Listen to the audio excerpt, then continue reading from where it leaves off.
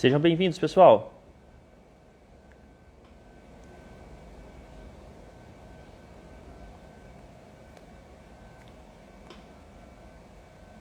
Já vamos começar.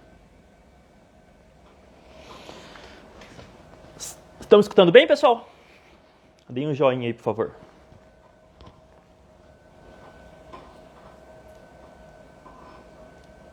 Vamos lá. Boa. Estamos escutando bem, pessoal? Deem um joinha aí, por favor. Opa, aí. Beleza, já vou adicionar as pessoas que sabem do assunto que a gente vai tratar aqui hoje, porque eu não sei de nada. Vamos lá, Luiz Augusto e esse pessoal.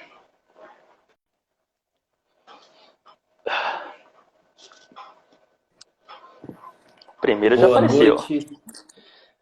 Boa noite. Tudo bom, Marcelo? Estamos escutando bem aí, pessoal? Eu tô escutando bem. Beleza. Pessoal, Estou ouvindo bem. Pessoal, vocês estão nos escutando bem aí, todos? Fala um pouco aí, Robson, só pra gente ver se o seu áudio tá bom. Tudo bom aí, pessoal? Boa noite. Vamos lá, agora Luiz. Opa, boa noite, pessoal. Todo mundo ouvindo bem a gente? Vamos lá. Perfeito. Vamos lá. Tudo certo? Aí, perfeito. O Henrique já falou que sim. Beleza. Pessoal, sejam bem-vindos à nossa 10ª live. Hoje nós não estamos trazendo nenhum produtor rural aqui, nenhum pecuarista, nenhum fornecedor de tecnologia para o homem do campo. E sim, nós estamos trazendo pessoas que podem nos ajudar no quesito proteção de uma rentabilidade mínima para o nosso negócio do campo, tá? Então, para isso, nós trouxemos 2 assessores de investimentos, o Robson e o Luiz, que vão nos explicar um pouco sobre as possibilidades e o que o mercado financeiro fornece ao homem do campo para que ele tenha uma rentabilidade mínima para manter seu negócio lucrativo. Como nós sabemos, no passado não havia uma grande necessidade de se controlar o preço de venda de um produto. Você controlava seus custos de produção e você tinha uma rentabilidade mínima. Hoje, praticamente todas as commodities têm um preço negociado em bolsa. Então, isso depende da oferta e demanda. E se você não controlar esse preço de venda, pode ser que você tenha, mesmo controlando os preços de produção, você tenha prejuízo na sua operação. Então, gostaria de pedir, primeiro você, Robson, que você se apresentasse, pessoal, e depois o Luiz. Tudo bom, pessoal? Meu nome é Robson Bonifácio, sou assessor de investimento aqui na Método Investimentos. É um prazer estar aqui com vocês. Obrigado, Marcelo, aí, da oportunidade. E vamos começar. Posso ir lá? Vai lá, Luiz. Vamos lá. Pessoal, boa noite. Primeiramente, é um prazer estar com vocês aqui no canal, no perfil dos grandes produtores. Eu fiquei muito agradecido aqui pela oportunidade que o Marcelo está oferecendo para a gente. Tá? Eu sou do mercado financeiro desde 2008. Tá? Entrei bem na crise subprime, trabalhei como trader e a partir de 2012, 13, passei a trabalhar como assessor de investimentos e instrutor de treinamentos e cursos no que tange renda variável e mercado de derivativos. Então, a gente, modéstia à parte, ele tem bastante experiência, bastante conhecimento nesse setor aí, que pode ajudar bastante os pecuaristas. Perfeito. Pessoal, só fazer algumas pontuações aqui para a gente iniciar a live, né? A ideia aqui não é indicar um perfil de investimento para vocês, nem nada assim, não é a nossa intenção. A nossa intenção aqui é mostrar as possibilidades que o mercado financeiro fornece para vocês. Uma segunda ou terceira opção para você fazer o hedge, fazer a proteção da sua lucratividade. Hoje existem praticamente, vamos dizer assim, resumindo, 3 opções de proteção de rentabilidade que você pode fazer na venda de bois para um frigorífico. Um é o mercado a termo, que você negocia uma quantidade mínima e um preço mínimo com o frigorífico. Tem o mercado futuro, que você garante um preço mínimo de venda, e o mercado de opções, que você garante não apenas um preço mínimo, mas também você aproveita uma possível subida. Então eu gostaria que você, Luiz, nos explicasse um pouco sobre a segunda e terceira, que são onde vocês têm um conhecimento maior do que a gente. Quais são, quem são os agentes que fornecem esse serviço? Quem são as pessoas que participam, as empresas que participam? Quais os riscos? Se você quisesse um apanhado de informações para todo mundo aí sobre isso, por favor. Gente, fazendo um breve resumão, tá? Até me perdoe se eu estiver sendo um pouquinho simplista demais com alguns detalhes, para quem já conhece. Mas, assim, basicamente, a principal instituição que nos auxilia nas operações hoje no mercado futuro é a B3, tá? Ela é a principal bolsa brasileira de São Paulo, que padronizada, abrange o Brasil inteiro, é uma das mais importantes da América Latina, ou seja, ela é bem sólida. Então, ela é responsável pelas negociações, porém, quem faz a intermediação são as corretoras. Por exemplo, se eu quiser comprar, me posicionar no contrato futuro do boi gordo, se eu quiser fazer a compra, né, me posicionar comprado, eu simplesmente faço uma negociação na corretora, eles vão trabalhar com a B3 e vai ter uma contraparte na outra ponta, uma outra corretora com outro investidor, seja ele pessoa física ou jurídica. Quem que garante que qualquer um desses dois participantes vai honrar o que foi comprado e o que foi vendido? É a B3, tá? A B3 é essa instituição muito mais sólida que qualquer corretora ou até mais sólida que alguns bancos. Ela garante que quem está comprando tem dinheiro para pagar e quem está vendendo descoberto, por exemplo, ele vai ter ali garantias o suficiente para honrar a posição dele vendida se o mercado for contra ele. Então, essa exigência é feita pela B3 antes de você iniciar a sua operação e, obviamente, a corretora ela solicita para os clientes, pessoa física que tem cadastro na corretora. Então, basicamente, é nesse formato que funciona. É diferente de um mercado OTC, por exemplo. O OTC é instituição por instituição negociando, não é o nosso caso. Nesse caso, o OTC, a instituição ela tem que calcular a solidez, o nível de risco do cliente que está comprando e vendendo para ela. Não é o caso.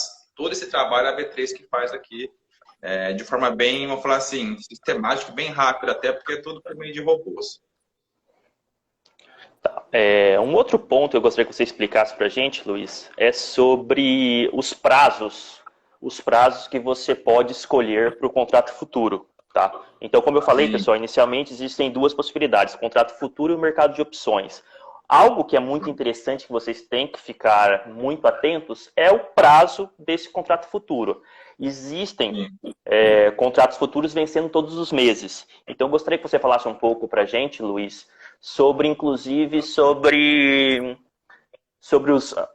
os meses de contrato que tem maior liquidez, porque a maioria não tem grande liquidez. Então, eu gostaria que você falasse um pouco para a gente sobre esses prazos do contrato futuro. Depende muito, tá? Geralmente o vencimento posterior, vamos supor, contando a partir de agora, o vencimento seguinte ele já tem mais liquidez, tá? Mas deixa eu voltar um pouquinho mais no exemplo, tá, gente? Como eu falei para vocês, existem dois mercados trabalhando paralelo. O mercado padronizado, que é o da B3, e o mercado de balcão. Tá? Na B3, você consegue ali uma liquidez um pouquinho maior, dependendo dos vencimentos, até 2, 3 vencimentos contando a partir de agora. Todo vencimento do boi gordo, do contrato padronizado, acontece todo último dia útil do mês, né? Salvo engano, na B3. Qual que é o mínimo, por favor, Luiz? Qual o mínimo de arrobas? 330. 330, né? Correto, 330. E a margem de garantia é basicamente de 5 a 10% do notional. Tipo, vamos supor lá, se 330 arrobas vai dar hoje mais ou menos uns quase 100 mil reais, não vai? Isso, porque quando 15 vai dar 310, mais ou menos, isso aí. Tá, vai chamar mais ou menos de 5 a 10% de margem de garantia, isso a B3 que chama. Então, onde eu preciso estar essa margem de garantia? Eu preciso estar onde? Eu posso estar no Tesouro Direto? Pode. Esse era um ponto importante para eu pegar nele. O que o pessoal que trabalha hoje, travando no contrato futuro, não entende ou está começando a entender agora. Para um pecuarista se posicionar comprado, vamos supor vendido, para o pecuarista ele prefere vender, né? Se ele quiser se posicionar vendido em um contrato do boi gordo, que é o equivalente a 330 arrobas, ele vai ter que colocar como garantia apenas de 5 a 10% do valor total desse notional da operação, a gente chama de notional.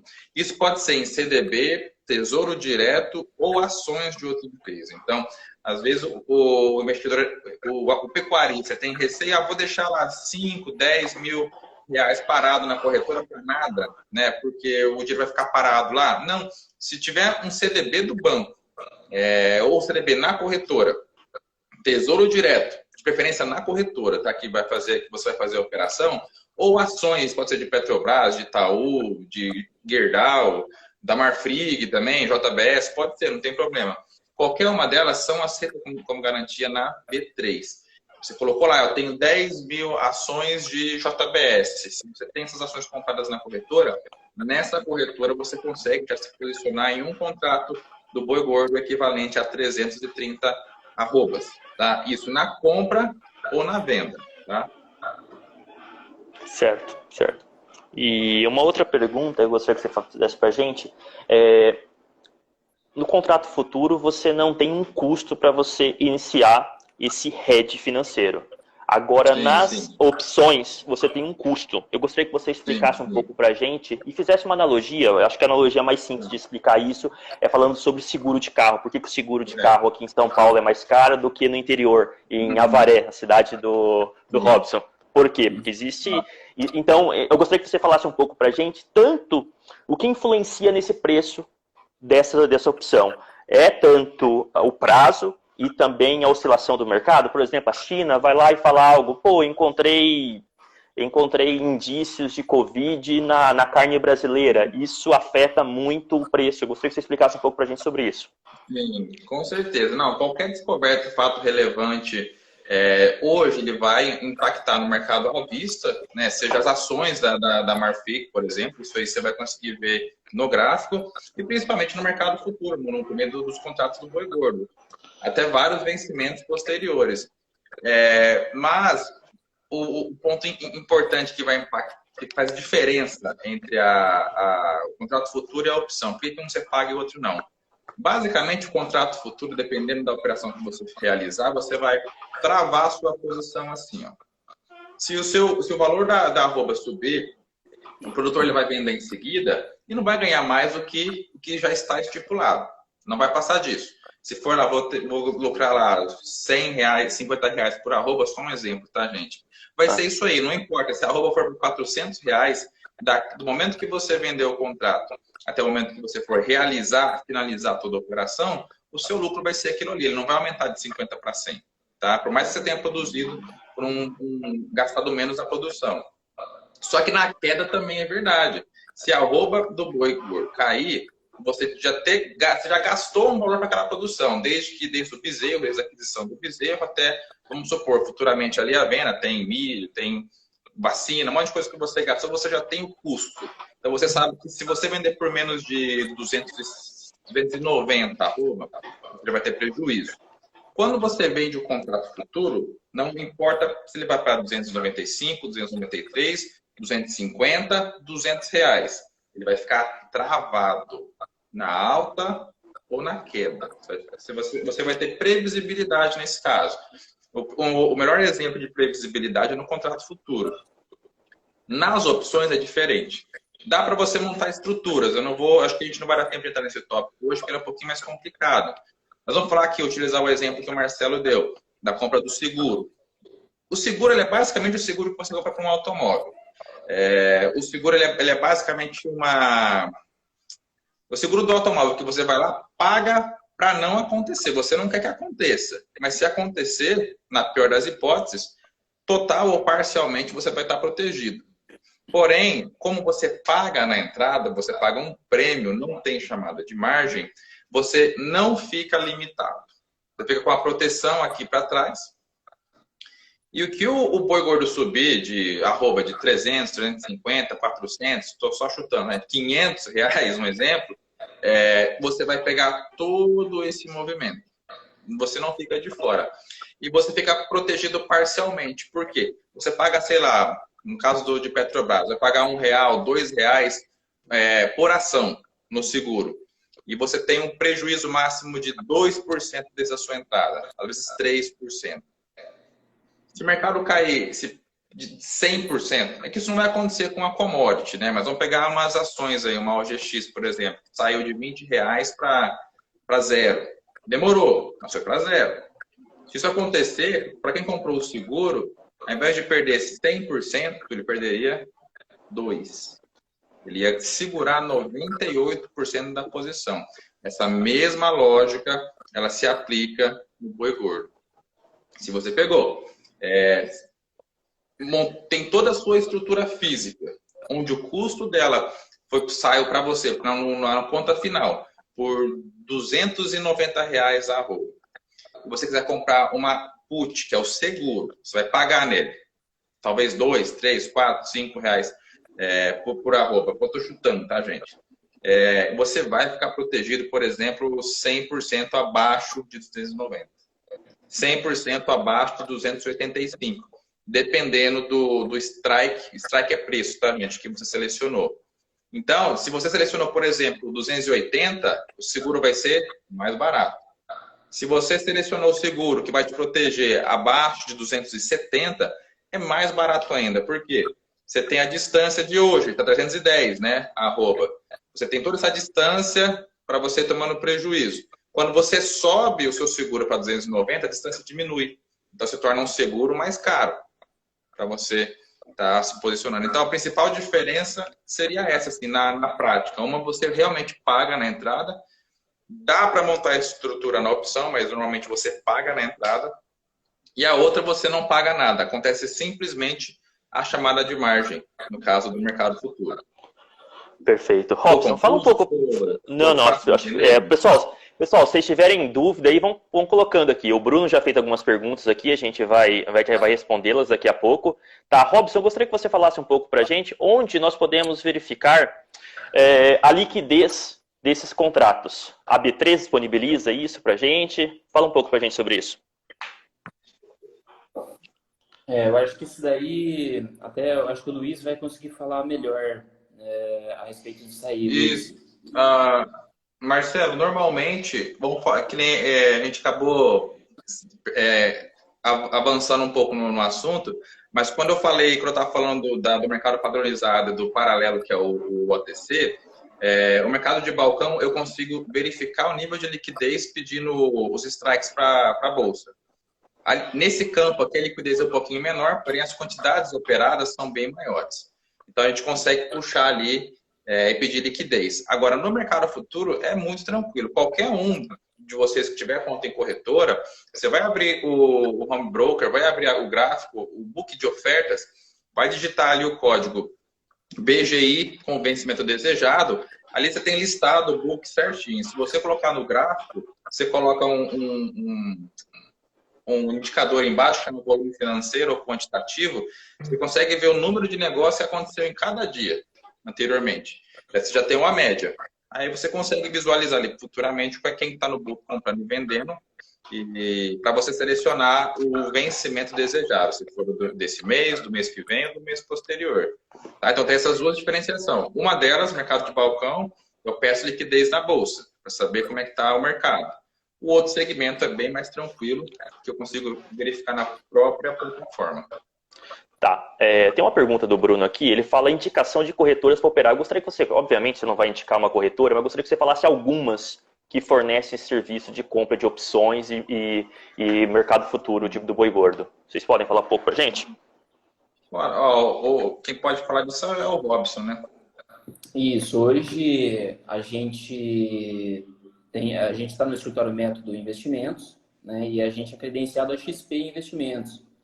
A XP ela tem aí toda a plataforma e toda essa facilidade para estar montando as estratégias, para estar entrando, ajudando tudo a facilitar aí essas operações aí para o cliente.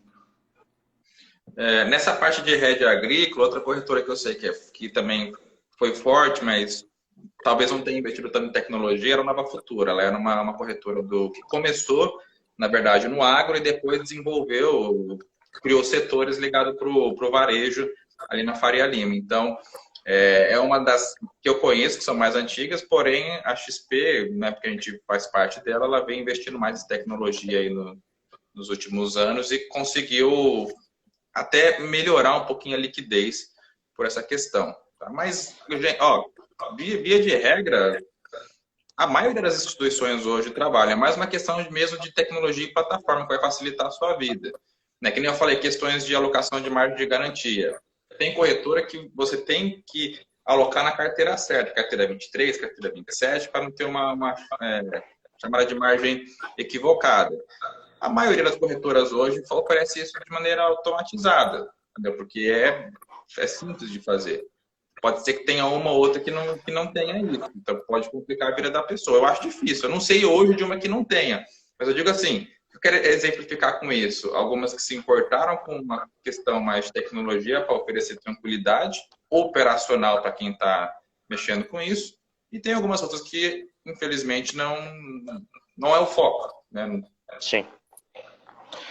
Tem uma outra pergunta que fizeram aqui. Acho que foi o Bruno. No vencimento, se eu não fechar o contrato, como a corretora liquida? Vai ser feita a liquidação financeira. Tá. Não, vai ser feita... Você fazendo ou não, vai acontecer a liquidação financeira. Todo dia acontece, né? Liquidação financeira, na verdade. Quando você faz a compra, vamos falar de compra agora, eu comprei um contrato futuro. De hoje para amanhã, a arroba subiu de 310 para 320, amanhã eu vou receber R$10, que é a diferença, vezes, né, o número de contratos que eu tenho. Se eu me posicionei na compra hoje e de hoje para amanhã a arroba caiu para R$300, por exemplo, naquele dia, amanhã, eu vou ter um débito na minha conta. Então, todo dia vai ter um crédito ou um débito na minha conta, dependendo para onde que a arroba foi. Quando chegar no vencimento também. Normalmente, o que a gente faz? Faz a rolagem. 2 dias antes do vencimento, faz a rolagem. Não deixamos ir para o dia final. Perfeito. Tem uma outra pergunta aqui do Walter. Ele pergunta, quando se tem uma margem, é interessante fazer venda futura? Já o seguro não conhecia e achei interessante. Não, ele faz uma afirmação. Perfeito. Ele fala assim, ó, quando se tem uma margem, é interessante fazer venda futura. Quando você... Obviamente, né, pessoal, tudo que a gente está falando aqui, você só consegue fazer uma avaliação se isso é rentável ou não quando você conhece seus custos de produção. Quando você não conhece seus custos de produção, R$310 de arroba, ou 320, ou 290, não significam nada, né? Porque se o seu custo de produção por arroba é 320 e o preço está 310, você está perdendo dinheiro. Agora, se seu custo de produção é 150, se você está vendendo a 180, você está ganhando dinheiro. Então, tudo é baseado... A premissa principal dessa live é conhecer os seus custos de produção. Sem isso, nada feito. O Walter Jorge faz uma outra pergunta aqui. A XP também tem o seu seguro? Aliás, outra coisa, eu gostaria que você aproveitasse essa pergunta, Luiz, e falasse um pouco para a gente aonde fica custodiado. Quem é o responsável? É a XP que é responsável pelas ações que eu compro, pelo dinheiro que eu coloco? Gostaria que você falasse um pouco para a gente disso. Posso pedir para o Robson responder, que minha bateria vai acabar em 2 minutos. Você consegue pegar essa aí, Robson? Vou só pegar o carregador aqui do lado. Desculpa, gente. Claro. Acho que vai lá. Isso daí vai ficar custodiado, sim, na B3, tá? Antes a gente tinha a CETIP, né? E que agora faz parte da B3. Então fica tudo custodiado nela mesma. Perfeito. E essa B3 e a Bolsa de Valores, obviamente, tem uma regulamentação do governo. Então, tudo isso tem um aval de um órgão maior, né? Não é uma empresa específica que você compra algo dela e o dinheiro fica custodiado nessa empresa que o dono pode, de fato, sair e ir embora do país, algo assim. A palavra interessante para isso daí é transparência, né? Tudo... a segurança do cliente ela vai estar em primeiro lugar nessa questão. A B3, inclusive, pessoal... Pode falar. Pode falar. Manda bala, pode falar. As corretoras em si, vamos falar assim, corretoras independentes, que nem XP, Ágora, Genial, Orama, vamos falar de corretoras de banco, né? Bradesco Corretora, sei lá, nem sei os outros nomes. As corretoras, nesse sentido, elas não ficam, o seu capital não fica nada alocado lá. Tá? Vamos supor que você comprou ações, Tesouro Direto, CDB de banco, ou se posiciona no contrato futuro, não é ali que está a sua posição. Como eu falei para vocês, quem chama a margem da sua posição é a própria B3. né? Então, as corretoras, elas são intermediadores, que a gente fala. Você tem um cadastro, você consegue visualizar de maneira unificada todos os seus investimentos. No mês só com contrato futuro. Eu tenho CDB, eu tenho Tesouro Direto, eu tenho ações. Você consegue visualizar tudo por meio de uma plataforma só. É isso que elas fazem. Porém, o seu dinheiro, o seu capital investido não está ali, né? Ele está na instituição. Fizeram uma outra pergunta aqui. Qual que é o investimento mínimo para eu abrir uma conta numa corretora? Obviamente, o contrato futuro do Boi Gordo, a gente já falou que é 330 arrobas, mas quanto que eu preciso para abrir a conta numa corretora? Por exemplo, na Clear, na XP, quanto que eu preciso? Vocês sabem nos dizer? De bate pronto, pessoal, eu acho que eu posso estar falando bobeira, tá? Eu acho que nenhuma corretora existe um mínimo para você investir. Alguns ativos vão ter uma chamada de margem diferenciada, por exemplo. O mercado futuro do índice ou do dólar, no day trade que a gente fala, chama R$ 25 de margem. Tipo, o cara com R$ 25 ele consegue entrar. O Boi Gordo, se eu não me engano, a chamada de margem no day trade, isso pode mudar, tá, gente? Depende da movimentação de mercado do dia. Ela acha que é R$ 200 um contrato de 330 arrobas. Então, dá para alavancar muito, e é isso que é o perigo. É isso que a gente tenta aqui. Acho que o nosso diferencial nesse sentido é justamente a questão de ser realista. O cara chega aqui, eu tenho conhecimento, eu trabalho muitos anos nesse mercado, eu acho que vai subir, por N motivos. Às vezes tem até mais que a gente. A gente tenta dar uma segurada porque dá para alavancar muito. Não tem esse mínimo que o pessoal acha que é necessário hoje para operar, é mínimo mesmo, é muito pouco, né? Então não precisa ter essa preocupação. Pessoal, até um ponto interessante falar sobre isso, né? Que no começo da live a gente falou sobre as 3 opções de proteção financeira de hedge. A primeira é o mercado a termo, que você vai e negocia diretamente com o frigorífico. A segunda, que é o mercado futuro. E a terceira, que é o mercado de opções. Na primeira, você tem uma liquidação física. Você tem que entregar o seu animal para o frigorífico. Na segunda e na terceira, é exclusivamente financeira. Ou seja, o que eu estou querendo dizer com isso? Que na segunda e na terceira tem muito especuladores também, não só produtores rurais, não só vendedores. Então, eu gostaria que você falasse um pouco para a gente, o Robson ou o Luiz, sobre os riscos que um investidor, vamos dizer assim, iniciante, precisa ter ao fazer esse tipo de hedge financeiro. Vamos falar assim, o especulador, ele pode ser muito bom, mas ele pode, às vezes, impactar de maneira negativa algumas operações, né? Ele ajuda o mercado, ele gera liquidez, a gente consegue ter uma facilidade maior, como eu falei. O fato da gente conseguir visualizar numa plataforma aqui, vamos falar assim, universal, o que eu vejo, você consegue ver ali também, é por uma questão de liquidez. A liquidez do produtor, do especulador. Explica pra gente o que é liquidez, por favor, Luiz, porque provavelmente algumas pessoas não sabem o que é. Fala um pouco pra gente o que é liquidez. A arroba hoje está 310, um exemplo. Eu quero vender. Eu não vou precisar lançar uma ordem a 300, eu consigo vender ela a 309,90. Ou seja, tem muita gente querendo comprar, tá? Muita gente querendo comprar. E tem o equilíbrio, tem muita gente querendo vender também. Então tem um equilíbrio entre muita gente querendo vender e muita gente querendo comprar. Então, isso aí é bom, porém, em momentos de alta volatilidade, como foi lá a pandemia, nos meses de fevereiro e março do ano passado, se você verificar aqui, a arroba do Boi Gordo foi lá embaixo. Porém, vamos falar assim, o preço final da carne no açougue não foi lá para R$1, né? Vamos querer um outro exemplo melhor? O contrato futuro do petróleo. Porque ele foi para a primeira vez na história, depois de muitos anos, que foi negociado números negativos. Negativo. Ficou um monte de navio sem poder aportar em local nenhum, começou a gerar custo e o valor do contrato futuro foi lá embaixo. Então, aquela recomendação, quem tem capital compra, vamos supor que vamos supor que isso aconteceu com o pecuarista. Esse gado segura, porque não vai vender num preço louco que nem esse. Esse é o momento que a liquidez desequilibrou o mercado, isso pode acontecer. Então, essa seria a única preocupação do meu ponto de vista. Momentos de alta volatilidade para cima, muito positivo, ou para baixo, se for no desespero. Então, o mercado, às vezes, ele se torna disfuncional. O que é disfuncional, pessoal? Ele se comporta de maneira irracional. O que é irracional? Por exemplo, eu tenho 1.000 bois na minha fazenda, estou querendo vender para um frigorífico. Só que esse frigorífico deu algum problema, ele não consegue vender isso para ninguém. Então ninguém compra. A China não compra mais dele, a Argentina não compra, Estados Unidos não compra, ninguém compra. O que esse frigorífico vai fazer com os 1.000 bois que eu vou vender para ele? Ele não tem o que fazer. Então ter esses 1.000 bois para o frigorífico é um custo e não uma receita. Porque ele vai ter aquilo, ele não consegue dar vazão para aquilo. Foi o que aconteceu com os navios petroleiros. Eles não conseguiam descarregar nos Estados Unidos, não conseguiam chegar. Por quê? Porque não tinha utilização. Então o custo, o estoque, era um custo para ele. Então esse é o grande problema. O mercado se torna disfuncional quando acontece um ambiente disfuncional. O que é um ambiente disfuncional? Acontece uma crise muito grande, algo assim.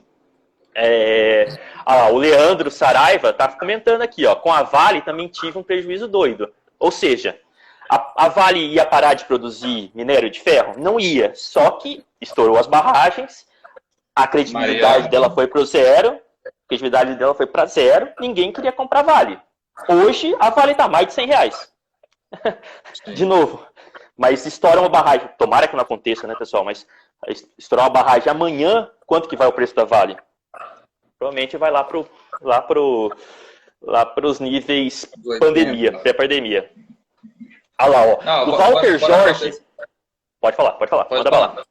Só para exemplificar o que você mencionou, quando a Vale aconteceu Brumadinho, isso foi Brumadinho ou Mariana, que o analista mostrou para a gente que aquela unidade ela era responsável por apenas, salvo engano, 13% de toda a receita da empresa.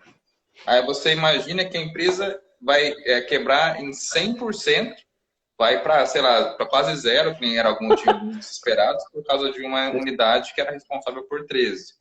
É lógico, tem muito barulho, muita coisa acontecendo, foi uma tragédia, isso é indiscutível, né? Mas assim, a empresa continuou cumprindo sua função, que é trabalhar com minério. Tem um termo em inglês que eles falam too big to fail. Então, a Vale é muito grande para quebrar. Ela não tem como ela quebrar. Se ela quebrar, ela leva uma estrutura muito grande do país embora com ela. Então, por isso que essas empresas grandes não quebram. Mas os efeitos são bem contraditórios, né? O Walter faz uma outra pergunta aqui, que é a seguinte. Qual a expectativa para o mercado nos próximos 6 meses? Eu dei uma procurada no contrato para outubro. Está em 330 arroba, então estou esperando uma subida nos próximos meses. O que vocês podem nos falar sobre isso? Cara, ó, eu sou bem, no nosso dia a dia aqui, eu sou bem por fora nesse sentido, mas a gente tem aqui muitos clientes pecuaristas e eu fico especulando antes para saber como está o mercado, até para a gente elaborar algumas estratégias aqui. O que esse pessoal está pedindo? Eles já estão sendo obrigados a comprar bezerro a um preço muito alto. Ou seja, o custo dele de aquisição está se tornando um pouco alto. E ele só tem 2 opções. Ou ele não compra, ele espera, ou ele compra caro para manter o negócio girando. Pelo menos esses que estão aqui. Alguns estão optando por fazer essa aquisição um pouquinho mais cara. É que cada região tem uma pequena mudança de preço, principalmente no Mato Grosso para São Paulo. Sim. Estão optando por pagar um pouquinho mais caro. O que estão fazendo para não correr o risco de sair de 310 para 250? Está fazendo seguro. Mas, na verdade, é uma estrutura, chama collar. Que você compra uma call e vende compra uma put e vende uma call. Mas isso aí a gente fala num outro momento.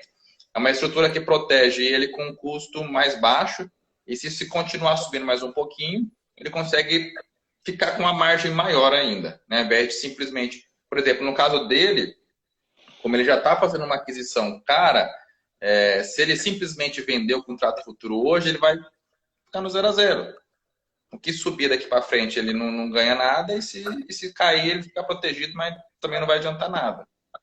Então a expectativa, não é que expectativa, tem uma insegurança. O que eles veem é o seguinte, a gente estava rodando a R$200, né, a arroba, e em questão de 1 ano, um pouco mais, foi para 300. Isso aqui é um fato histórico, né? Até quando a China vai continuar comprando esse horror da gente? Até quando o dólar vai continuar quase R$6 para o nosso produto ficar barato para eles? Se o simples fato do dólar cair aqui, o nosso produto, boi, a soja, vai ficar mais caro para eles. Vai. Pensa, pessoal, a gente vende carne para a China E nós temos que atravessar esse oceano todo para chegar lá. A Austrália tá ali do lado, né, cara? Então, o que ajudou a gente nesses últimos anos aí? Uma, que a Austrália teve aqueles incêndios lá 2 anos atrás, muito grandes. Uma boa parte da produção deles morreu, de fato. Eles tiveram que, inclusive, matar as fêmeas, que as fêmeas, obviamente, elas dão os bezerros, que vão ser os bois que vão ser abatidos daqui a 3 anos. Então, quando você abate as fêmeas, eles têm uma porcentagem, geralmente é 50%, 60%. Se você passa de 50%, 60%, você diminui de 60% o número de machos, você começa a matar mais fêmeas do que o necessário para a reposição. E isso foi o que aconteceu com a Austrália. Ou seja, a Austrália matou fêmeas a mais do que ela poderia para vender e para alimentar sua população. O que aconteceu com isso? Hoje, eles não conseguem atender a demanda chinesa. E isso foi um dos fatores que a nossa carne valorizou tanto. Só que a nossa carne valorizou em reais, não em dólares. É legal esse mercado. O mercado de ações é muito interessante porque, por exemplo, a BIF, né, que é a Minerva, ela lança todos os trimestres o preço, porque ela é muito focada aqui na América do Sul, né? Então ela lança os preços que foram vendidos de carne, quanto foi vendido, quais são os países que compraram das plantas dela nos Estados Unidos, na América do Sul inteira, Brasil, Argentina e tudo mais. Então você consegue ver o custo da carne vendida em dólar. Foi o mesmo. Então a gente não teve uma valorização em dólar. Por que vocês estão recebendo mais pela arroba? Pela desvalorização do nosso real. Então, nosso real valia R$4 no início de 2020 e agora R$5,50, hoje fechou. Então, cara, praticamente 40% de desvalorização do nosso real.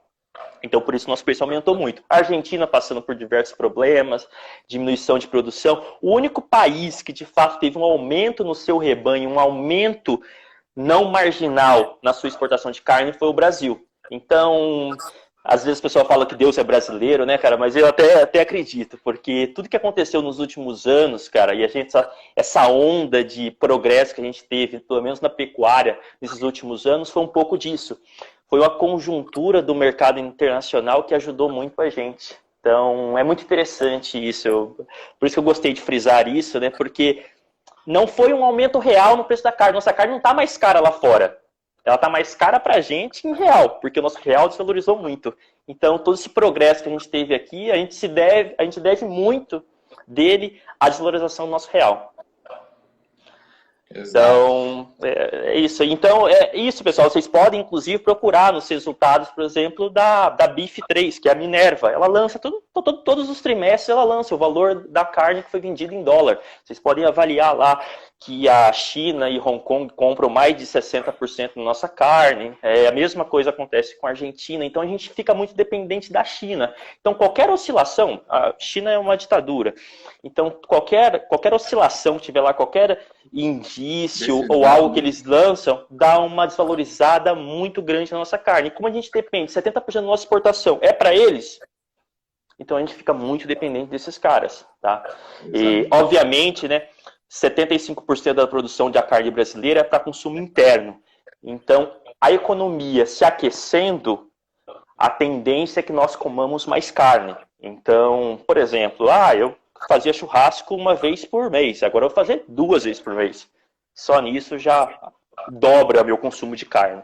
Então eu gostaria que vocês falassem um pouco pra gente, só dei uma devagada aqui, mas eu gostaria que vocês falassem um pouco pra gente quais são os serviços fornecidos pela Método Investimentos. O que o pecuarista vai encontrar na Método Investimentos se amanhã ele te ligar pro Robson ou pro Luiz falando, eu quero conhecer vocês, quais são os serviços que vocês fornecem para mim? Fala um pouco pra gente aí.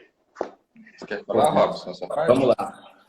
Então, hoje, a gente tem aí o carro-chefe hoje da Método de fato, os investimentos. Né? A gente tem aí a assessoria que a gente presta aí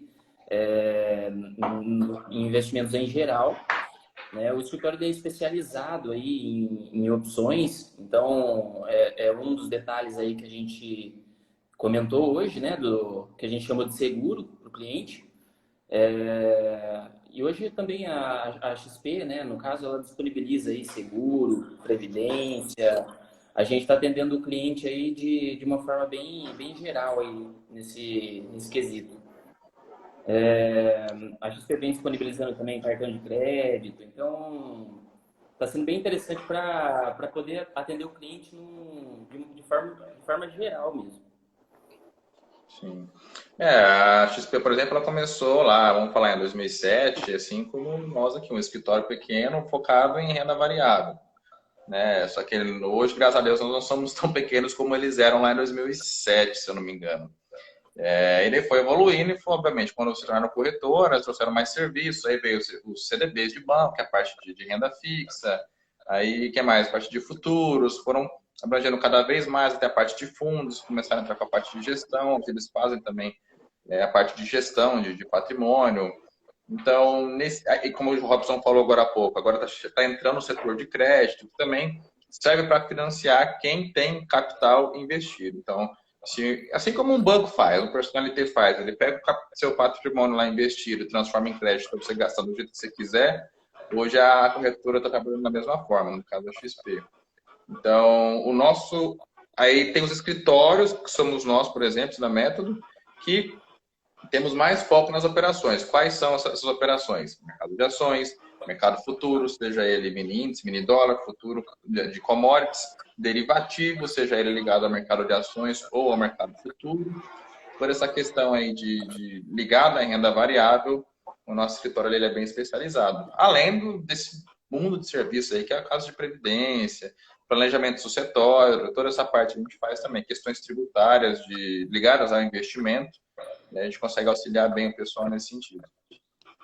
Por exemplo, se eu for com meus 10 milhões lá e ligar para o Robson, pô, o que você indica eu fazer com meus 10 milhões? Vocês estruturam minha carteira? Vocês falam, pô, eu dividiria 30% em renda variável, 30% não sei o quê, não sei o quê, não sei o quê. Vocês fazem esse trabalho? Isso daí é muito bacana. Pô, eu não tenho 10 milhões não, pessoal, eu tenho mais, tá? Não tenho só 10 milhões não. Bem claro aí para você. Ligar, hein?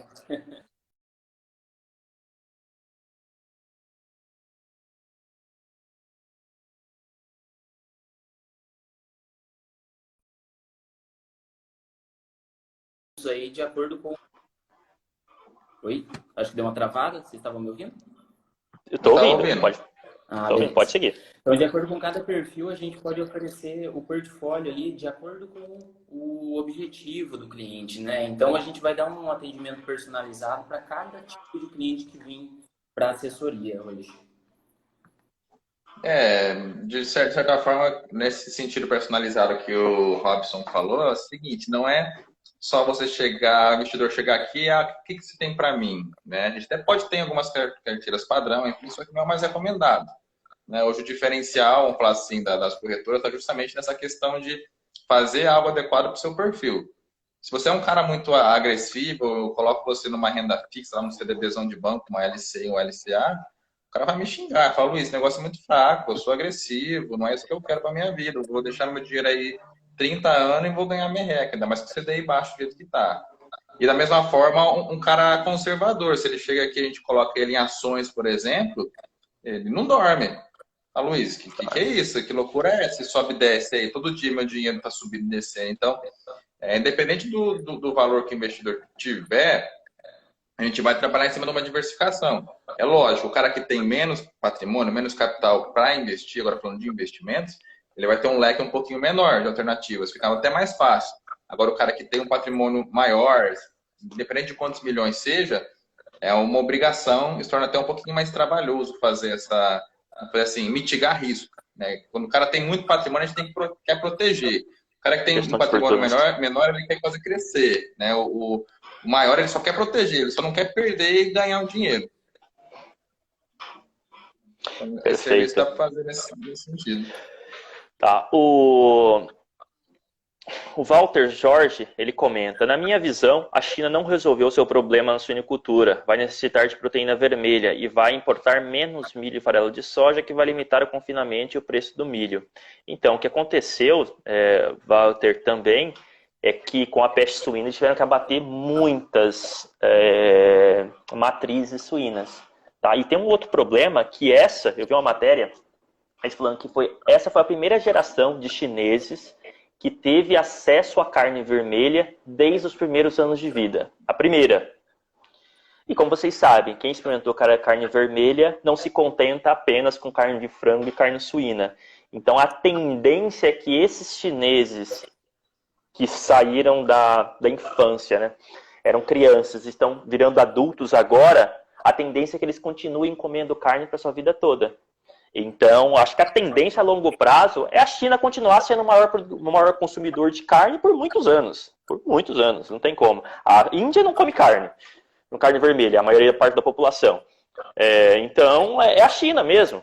1 bilhão e 600 milhões, acho que eles estão agora de população. Cara, são 8 Brasis. Coisa de outro mundo. Vocês têm algum comentário sobre isso? Cara, com relação à demanda futura, bicho, tá uma incógnita. O que a gente vê, que nem que eu vejo, é o que eu uso muito gráfico. Eu vejo um desequilíbrio muito grande no preço. E assim, é se equilibrar. Por isso que, até porque também tem esses bate-papos que eu faço com o pessoal que é produtor aqui, e o pessoal demonstra receio, não demonstra tanto, passando para mim, né? Não passa aquele pensamento de, Luiz, vai subir, vai para 400, vai para 450, vai para 500, estou chutando, tá? Na verdade, demonstra um receio, né? Por isso que eu falei, o pessoal está preferindo pagar seguro para continuar vivendo a vida normal. Mas tá bem certo, cara. Para nossa visão, não sei se é porque a gente não é tão atuante assim no agro mesmo, né? Na pecuária, na criação, tem só os contatos aqui em volta, mas está bem fora da curva. Bem fora da curva mesmo o preço. Hoje, não estou encontrando fundamento para sustentar esse preço. A não ser que nem o Marcelo acabou de falar, uma possível demanda futura. E acho que outra coisa também, pessoal, quando a gente vê alguns grandes bilionários investindo A gente viu recentemente, né, o próprio Bill Gates investindo em compras de fazendas nos Estados Unidos. Hoje ele é o maior proprietário, pessoa física, de fazendas nos Estados Unidos.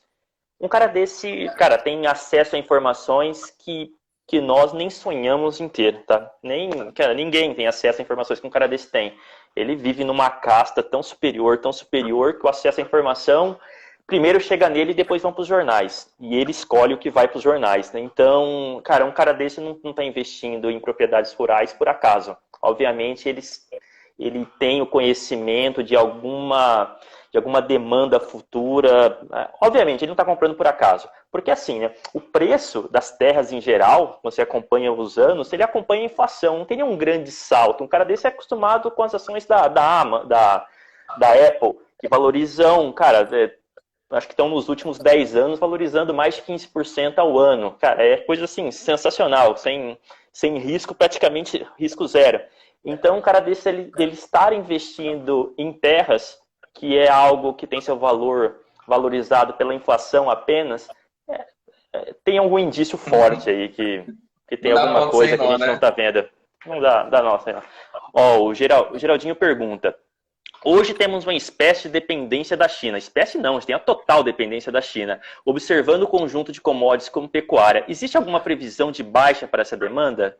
Então, né, vocês podem comentar aí um pouco sobre isso, né? É o que a gente estava falando agora, né? Mas se quiserem reforçar um pouco aí. Previsão de baixa não tem, né? Mas eu falei, tem um medo de uma queda aí. Que eu falei, por fundamentos, isso aí no longo prazo. Qualquer coisinha que acontecer, uma decisão unilateral, que nem o Marcelo mesmo comentou. A China é comunismo. Uma decisão unilateral lá, sem aprovação de legislativo nem nada, já muda tudo. Né? Uma outra situação, que nem foi hoje. O Biden, ele... Vocês viram hoje, né? Não foi o Biden que falou, foi o porta-voz dele. Sim. Soltou a possibilidade de um aumento de quase 10%, de 7% a 8% no imposto em cima da indústria. O dólar caiu horrores. Já foi lá para 5,50, 5,40. Isso é o único pregão. Então, são fatos relevantes que podem impactar isso aí na arroba do boi no curtíssimo prazo. Por isso que o pessoal me falou, né? Tá muito instável e bem difícil de premeditar. É mais fácil me proteger. Cara, pessoal, commodities que tem seu valor negociado por oferta e demanda globais, você fica totalmente dependente disso. Isso é a vida de commodities. Minério, soja, milho, carne, tudo assim. Então, se, por exemplo, por que a Vale explodiu tanto nos últimos meses? Por causa desses planos de infraestrutura que todos os países estão soltando. A China vai gastar 1 trilhão, a Europa mais outro trilhão, os Estados Unidos mais outro trilhão. O que usa a infraestrutura? Aço. Então, não tem. Então, os caras têm. Então, há uma previsão de aumento de demanda por aço. Por isso que as ações da Vale subiram tanto. Agora tem um outro ponto. Por exemplo, o que está acontecendo na China? A China está investindo muito nos últimos anos. Carne vegetal.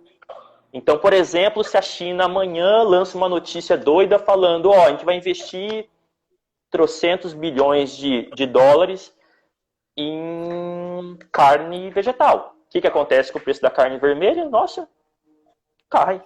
Não tem jeito. Hambúrguer de Então, soja? Hambúrguer de soja. Então é isso, né? Então a gente fica dependente. Cara, commodities é assim, não tem como fugir disso. O Brasil é um vendedor de commodities. Então, a gente não beneficia praticamente nada para vender. A gente vende o nosso minério de ferro para a China e compra aço de boa qualidade de outros países. Então, é difícil. O Brasil é um país, vamos dizer assim, pobre ainda, em questão de beneficiamento de commodities. A gente depende dos outros países para fazer isso. A nossa indústria é fraca. Os últimos anos aí foram deterioração de indústria ferrenha. Eu participo da indústria. Cara, nossa, foi feio. Então, pessoal, acho que é isso, mais ou menos, que a gente falou aí. Se vocês tiverem mais alguma dúvida, podem ir mandando aí. Como vocês não têm, pelo jeito, então gostaria que vocês se despedissem do pessoal aí. Pessoal, um adendo, tá? Quando eu for postar essa live, eu vou colocar o contato tanto do Robson como do Luiz. Então, vocês podem entrar em contato com eles para tirar dúvidas e tudo mais, passar seus 15, 20 milhões para eles gerenciarem a fortuna de vocês. Olha assim, tô brincando. Então, aí vocês podem conversar com eles sobre isso. Então, pessoal, se despeçam aí do pessoal. Gente, pessoal, fiquem à vontade, tá? Para falar com a gente, mandar e-mail, WhatsApp, ligação, tá? Nós estamos com o endereço fixo aqui em Londrina, temos endereço escritório também em Maringá, que é onde o Robson está instalado, e temos também em São Paulo, capital, ali na Faria Lima. Então, quem quiser fazer uma visita, marcar algo, é só dar uma ligada, agendar, que a gente tenta fazer isso acontecer. Tá? Além disso, como eu falei para vocês, o Robson vai deixar aqui o telefone, o e-mail, né? O Marcelo também vai deixar aqui à disposição, que vocês precisarem, nossa equipe vai ter prazer em ajudar vocês. Tá? E tem uma coisa que eu sempre falo, tá? Como o Marcelo falou, às vezes o pessoal aqui não está acostumado com o mercado financeiro e acha que vai fazer pergunta boba ou tirar dúvida besta. E não existe isso. Toda e qualquer dúvida é importante que a gente tire antes do investidor, do trader, do pecuarista, do agricultor, iniciar qualquer tipo de operação. Tá? É muito comum o cara começar algo e pedir o auxílio depois, sendo que o negócio já foi feito errado. Dá para arrumar? A gente tenta, mas o ideal é tirar essas dúvidas, perguntar antes, tá? Então fique à vontade para acionar a gente quando precisar. Só fazer uma pontuação rapidamente antes do Robson fazer a despedida dele. Pessoal, existem duas formas de vocês aprenderem sobre algo complexo. Uma é errando, aí você aprende, fala assim, pô, eu não posso errar mais novamente. E outra é olhando o erro dos outros. Então, vocês podem escolher. Aprender olhando o erro dos outros é muito mais fácil, rápido e barato. Então, falando com esse pessoal, eles têm um background de anos e anos e anos, vendo o que ocorreu de bom e errado no mercado. Por exemplo, quem vendeu JBS no dia que o Temer, que descobriram aquele grampo no Temer lá.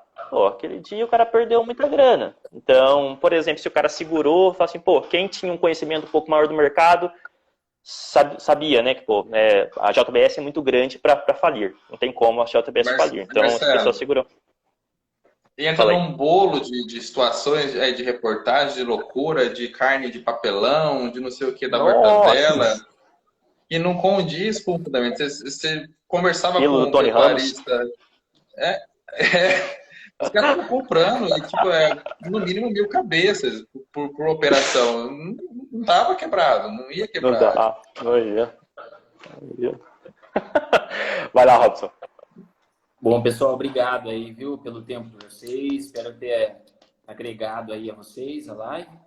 E estamos à disposição aí, viu, para o que precisarem. Obrigado, viu, Marcelo?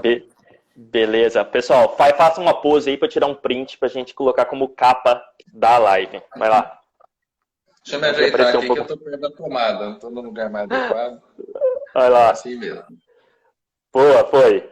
Então, obrigado, pessoal. Até a próxima. Tchau, tchau. Abraço. Valeu, gente. Obrigado. Agradeço a todos. Um abraço.